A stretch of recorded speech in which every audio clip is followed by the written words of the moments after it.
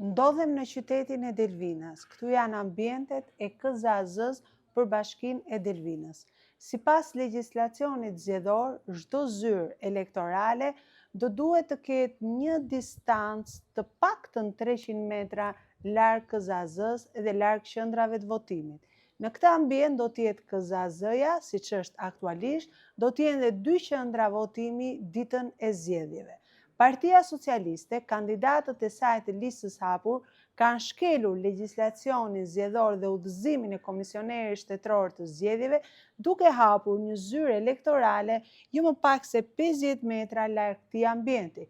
Pra sapo zbret shkallët e KZAZ-s, ti ke propagandën e Partisë Socialiste që pret votuesit ditën e zgjedhjeve apo administratën zgjedhore gjatë punës së tyre në KZAZ. Kjo është ndaluar nga ligji dhe ne kërkojmë komisionerit që menjëherë të marrë masat për mbylljen e kësaj zyre elektorale në qytetin e Delvinës.